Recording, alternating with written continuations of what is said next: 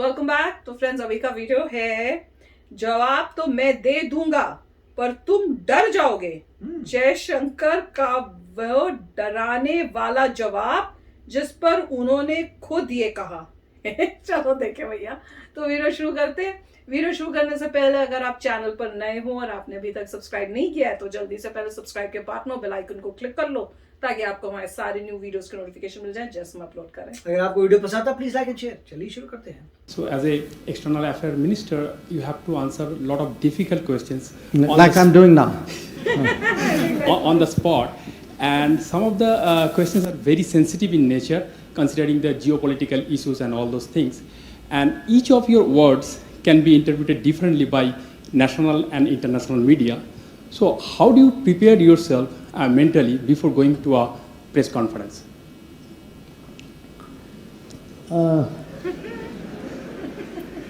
You know, look, this answer is actually going to scare you, and I hope you don't lose confidence in me. Most of the time, you don't actually, consciously prepare. I mean, meaning what happens? I mean, this is something we do as a routine. Even you keep discussing, you keep engaging. And it's not just me. I have after all a spokesperson of the government who works in my ministry. They have a briefing, so you keep I would say like net practice. You keep discussing things. If they ask this, what would you say? What is the messaging we should put out? What is it we should not say? Exactly what you said. How would we be read here? But at some stage, if you've done enough of it and you have a sort of aptitude for it, you have internalized it so deeply that part of you. it's a instinctive response. Yeah. So there is something there. There is a training.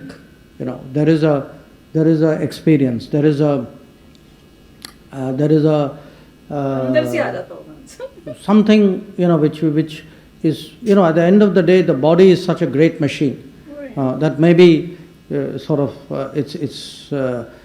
got assimilated out there. So often I would say when I think back at some of the difficult situations, typically there would be about 70-80% in any situation which you would have anticipated, you would know. Because it's not like you walk in without preparation. Ideally, I would like to, ideally I would have liked to know what all you guys were going to ask me today. Ideally, but often I would say 10% would take you by surprise or would come at you from an angle you haven't thought, and that's really where your instinct and your experience comes in. And by the way, I'd be honest, and sometimes you make mistakes. That is also, in diplomacy, I'm not talking about, it doesn't have to be me personally, but, important people sometimes don't say the right things or don't pick the right words, and it can have consequences too. That does happen. So your question is completely legitimate. So I hope that now that you've planted that thought in my mind, it doesn't make me nervous the next time I go to a press conference, but I would still go with my instinct. Good. So thank you. Thank you so much.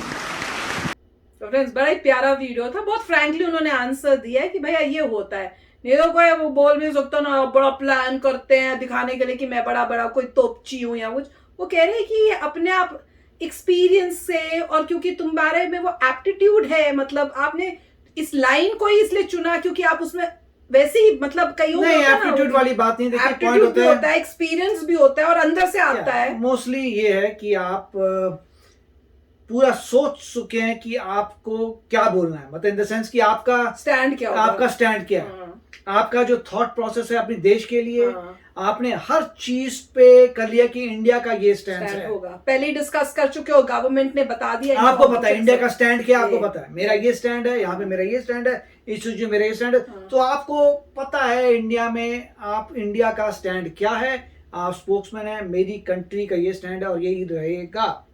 ये आपने clear कर लिया। फिर जो है जब एक जगह जाते हैं, कुछ क्वेश्चन आते हैं, आप इम्प्रोवाइज करते हैं, दूसरी जगह जाते हैं और क्वेश्चन आते हैं, इवेंचुअली 90% क्वेश्चन सारे कवर हो चुके हैं। अब उनसे जो भी पूछोगे कहीं ना कहीं कभी ना कभी वो 90% कवर हो चुका है, 10% जो होते हैं अलग आते हैं, मगर आपने जो बोलना है वो तो गारंटेड है। ये सिमिलर है जब भी आप किसी भी मतलब जिसको लोग कहते हैं तभी तो यही किसी भी बंदे से आप जो काफी प्रोफेशनल हो, काफी जिसको लोग कहते हैं इंटेलिजेंट है, उससे बात करते हैं तो उसने अपना थॉट बना रखा है, उसको पता है कि मेरा स्टैंड ये है, तुम जो भी बोलोगे मैं तुम्हें इसी स्टैंड पे लेके आऊंगा।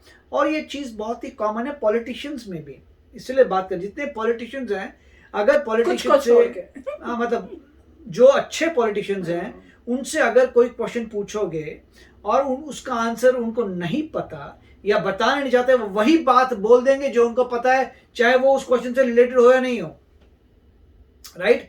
तो ये कई बार लोग भी सोचेंगे मतलब क्या ये हर जगह होता है कि कोई बंदा कोई क्वेश्चन पूछेगा, उनको नहीं बताना उस बात को, वापस पॉलिटिशियन उसी पे चले आए, देखो भैया मैं इसलिए आया था जन का हित हो, मैं इसलिए आया था अच्छे प्रोग्राम हो, मैं जीडीपी को ऊपर लेके जाऊंगा, यहाँ इंप्रूवमेंट करूंगा, ये मेरे साथ ऐसा हुआ था, मैंने ये किया था, मैंने वो किया, ये किया, वो पूछ रहे क्योंकि अब बोलेंगे हो गया टाइम जाओ तो मगर एग्जैक्टली ऐसा ही होता है, जहां आपको आंसर जो आपका स्टैंड है वो है, मगर अगर ऐसा कोई प्रश्न आ जाए जिसका आंसर नहीं है तो आपको जो आप अपना स्टैंड को दोबारा बोल देते भाई मेरा ये स्टैंड है ये आपने कई जगह देखा होगा और ऐसा हर जगह पे होता है। किसी आप कंपनी के सीईओ का देख लीजिए, जो भी पब्लिक में जाके बोलता है वो पहले रिहर्स होता है, पहले जो है उसके साथ जो होते हैं वो क्वेश्चंस पूछते हैं, क्वेश्चन आंसर होते हैं कि कोई बंदा क्या पूछ लेगा। और अगर all possible kind of question, similar concept जो है रिलीजन में भी है।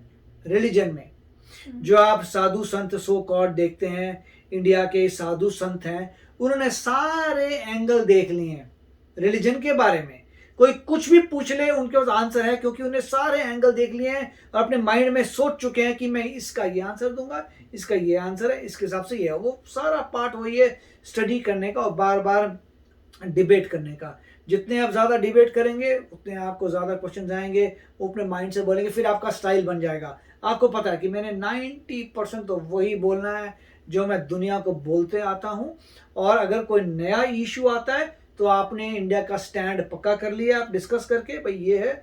जैसे यूक्रेन और रशिया में जब फाइट होती है, तो अभी जो हुआ यूक्रेन और रशिया में जो भी मारपीट हुई है, उसमें इंडिया का स्टैंड है न्यूट्रल, हम तुम्हारे भी फ्रेंड हैं, हम ये बोलते हैं कि यूक्रेन में जो भी प्रॉब्लम्स आ रही है नहीं होनी चाहिए, आपको एड भेजना चाहिए, ये करना चाहिए, मगर ये कभी नहीं बोलेंगे कि भैया रशिया ने गलत काम किया।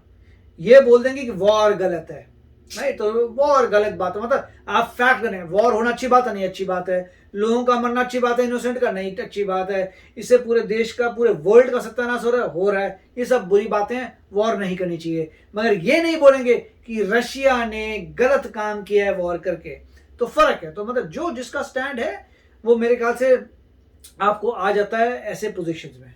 अच्छी तरह उन्होंने बताया, मतलब हंसी मजाक में वे में भी बोला, उन्हें कहते कि भैया कहीं तुमको ये ना लगे, मैं बता रहा हूँ कि प्रिपरेशन इतनी नहीं होती है कई बारी, और कई बारी जो होते हैं ऐसे आपको क्वेश्चंस आ जाते हैं जिसका आप प्रिपेयर्ड नहीं होते, आपको रेडी नहीं। और इसका एग्जांपल ये भी है, जैसे हम रिएक्शन कर रहे हैं, वैसा थोड़ा कि हमने पहले देखा हुआ, वही तो आप रिएक्शन कर रहे हैं और रिएक्शन के बाद जब कोई इंसान बोल रहा है तो वो प्रिपेयर करके तो नहीं आया ना, वो तो जिंदगी में पहली बार रिएक्शन देख रहा है, पहली बार बोल रहा है, क्योंकि प्रिपरेशन नहीं है। तो वैसे ही लाइफ में आपसे पूछ रहा है तो वही है, बिल्कुल उसी तरह से उन्होंने एक्सप्लेन किया। अच्छा था, मजेदार था वीडियो।